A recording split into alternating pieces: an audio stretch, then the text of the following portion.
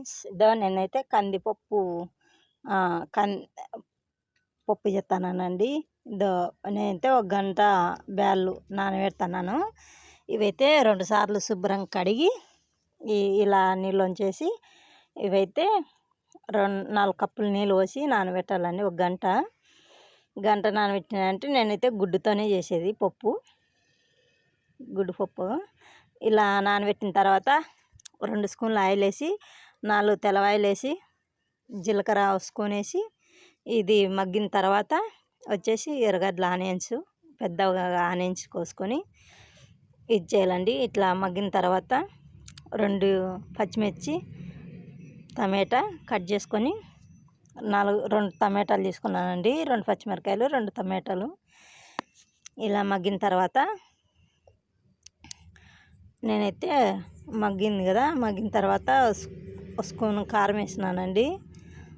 రొంత ధనియాల పొడి ఒక స్పూను జీలకర్ర పొడి వేసిన తర్వాత ఇలా అంతా జీలకర్ర పొడి అయితే వేస్తున్నాను ఫ్రెండ్స్.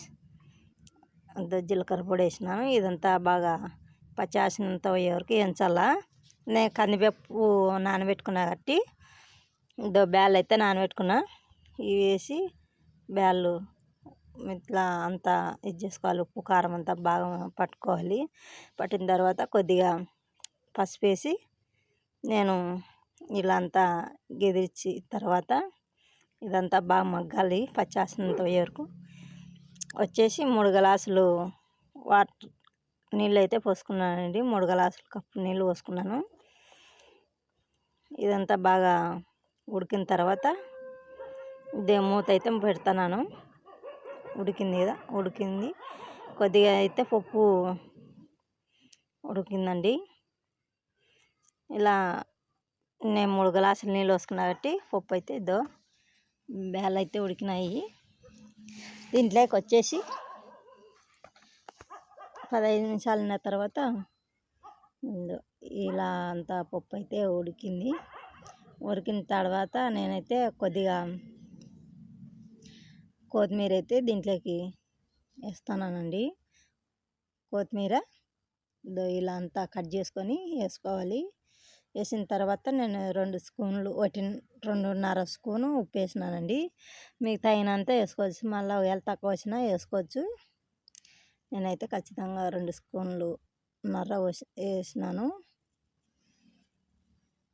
నచ్చితే లైక్ కొట్టండి, షేర్ చేసుకోండి ఫ్రెండ్స్. ఇలా అంతా కలిపిన తర్వాత ఇదైతే అప్పుడే అయిపోయింది అనుకోద్దండి. ఇది 15 నిమిషాలు ఉడకాలి. ఇంతవరకు మనం గుడ్డు పక్కన ఒక గిన్నె తీసుకొని గోలం దాంట్లోకి 2 స్పూన్లు ఆయిల్ వేసుకొని గుడ్డు ఇది నూనె హీట్ అయిన తర్వాత గుడ్డు అన్నీ ఒక దాంట్లో పగలగొట్టుకున్నాను. 4 ఎగ్గులు తీసుకున్నాను. 4 ఎగ్గులు దీంట్లోకి వేసేసాను. ఇది 15 నిమిషాలు అట్లే ఉంచిన తర్వాత మళ్ళీ అంతా చిదలగొట్టాలి. చిదలగొట్టిన తర్వాత ఇది ఫ్రెండ్స్ ఇలా అంతా అయినాక కొద్దిగా పసుపు, మనకి కలర్ రావాలంటే కొద్దిగా పసుపు వేసుకోవాలి, కొద్దిగా ఉప్పు వేసుకోవాలి. ఉప్పు వేసిన తర్వాత నేనంతా ఇలా అంతా కలిపినాను ఫ్రెండ్స్. ఇలా అంతా చేసిన తర్వాత ఇదైతే పక్కకు పెట్టుకున్నాను. అయింది ఇంకా గుడ్డుది. అయిన తర్వాత ఇది పప్పు అయితే చూడాలా. ఇది ఇలా అంతా కలుపుకున్న తర్వాత పప్పు అయితే చక్కగా ఉడికిందండి. ఇలా అంతా ఉడకబెట్టుకోవాలి. ఇప్పుడైతే నేనైతే గుడ్డు అంతా ఇది చేసుకున్నా కదా, ఈ గుడ్డు అంతా దీంట్లోకి వేసినాను. ఇదంతా ఒకసారి అంతా కలిపి ఇది మళ్ళీ 15 నిమిషాలు ఉడకబెట్టాలండి.